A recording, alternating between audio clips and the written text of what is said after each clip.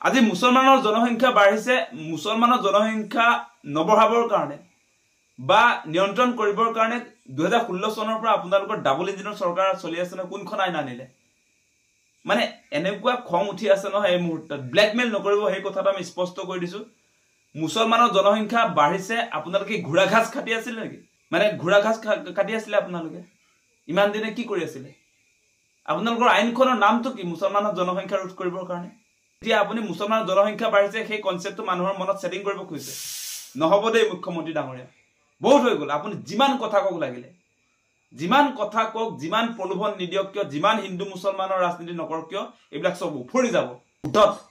এতিয়া আপোনালোকে দেখিছে এটা কথা, জুবিন দাৰ মৃত্যুৰ পাছত ধাৰাবাহিকভাৱে শ্ৰদ্ধাঞ্জলি অনুষ্ঠানবিলাকত আমি দেখিছো যে সৰ্বধৰ্মৰ তাত পাঠ হৈছে, প্ৰাৰ্থনা সভা হৈছে। আজি এই সময়ছোৱাত আজি মুখ্যমন্ত্ৰীয়ে হিন্দু মুছলমান কৰি মানুহক ব্লেকমেইল কৰি আছে। নহব, সেই কথা স্পষ্ট কৰি দিছো। আপুনি যিয়ে নকৰক, আমাৰ বেলেগ একো কথা এই মুহূৰ্তত নুশুনো। জুবিন গাৰ্গৰ ন্যায় লাগে, সেই কথাটো আমাৰ স্পষ্ট। লমিছে কাৰ পত্নীয়ে কি নিছে, কোনে লগুন ছিঙিছে, চাদৰৰ আচলত জুবিনৰ ফটো, যিখিনিয়ে জুবিন গাৰ্গৰ ন্যায় বিচাৰে, এইবোৰ বিষয়ক লৈ উঠি ভাহি নাযাব। আমাক নালাগে শ্যামকানু মহন্তৰ সম্পত্তি কিমান, এই মুহূৰ্তত আমাক নালাগে, আমি কৰিম পাছত। সেইখিনি আমি তথ্য লৈ থৈ দিছো। শ্যামকানু মহন্তৰ উৎস কি কি, ধন ঘটাৰ প্ৰত্যেকখিনি তথ্য আমি লৈ থৈ দিছো।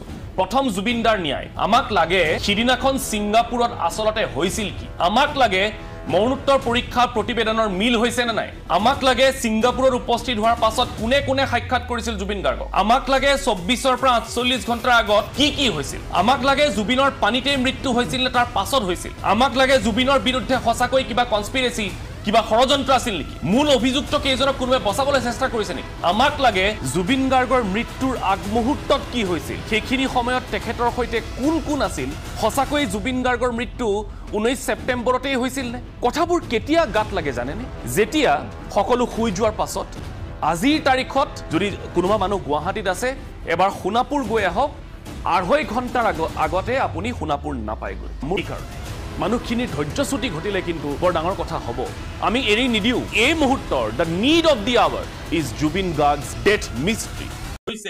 জুবিন গাৰ্গৰ ন্যায় প্ৰাপ্তিৰ বিষয়টোত যেতিয়া সকলো দল সংগঠন জাতি ধৰ্ম নিৰ্বিশেষে উঠি পৰি লাগিছে, তেতিয়া এইসকলৰ টোপনি হৰণ হৈছে, যাৰ বাবে এওঁলোকে পাকে প্ৰকাৰে চালে বেৰে কোবাই হলেও অসমত হিন্দু মুছলমানৰ মাজত এটা মেৰুকৰণৰ ৰাজনীতি কৰিব বিচাৰিছে।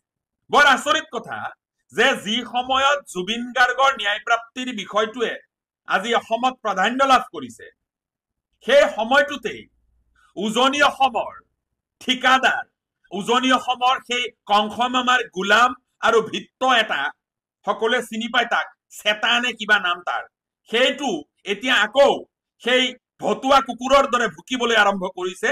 মিয়া খেদো, মিয়াই বোলে লুঙি দাঙি পলাব। চেতা নে কি নাম তাৰ, ই আকৌ চিঞৰ বাখৰ আৰম্ভ কৰিছে যে মিয়াই লুঙি দাঙি পলাব, মিয়া অসমত এটাও থাকিবলৈ নিদিওঁ। মই চেতাক কৈছো, চেতাৰ বাপেকৰ অসম নহয় এইখন। চেতাৰ বাপেকে যৌতুকত অসমখন পোৱা নাই।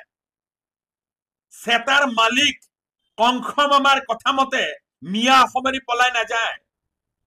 এই যে মিয়া বিদ্বেষ, মুছলমান বিদ্বেষ, এইবোৰ বিয়পাই এই যে জুবিন গাৰ্গৰ ন্যায় প্ৰাপ্তিৰ বিষয়টোক যে গাপ দিবলৈ বিচৰা হৈছে, জুবিন গাৰ্গৰ ন্যায় প্ৰাপ্তিৰ কথাটোক যে কৰবাত নহয় কৰবাত তল পেলাব বিচৰা হৈছে, অসমৰ ৰাইজে বুজিছে।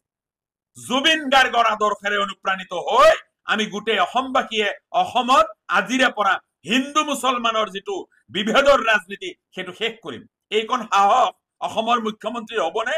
কথাও মই মিছা, মই ক'লো নহয়, যদি এটা কথাও মই মিছা কৈছো জীৱনত হিমন্ত বিশ্ব শৰ্মাই ৰাজনীতিয়ে নকৰে, ইয়াতকৈতো আৰু একো নালাগে। আৰু যদি এক কদম বেছি কৈ যায়, মই এনেকুৱা প্ৰতিজ্ঞা কৰি দিম যে মই ঘৰতে নাযাম। যদি মই এটাও কথা মিছা কৈছো জীৱনত মোৰ ঘৰতে মই নুসুমাম। যিখিনি কথা কৈছো মই কম কৰি কৈছো,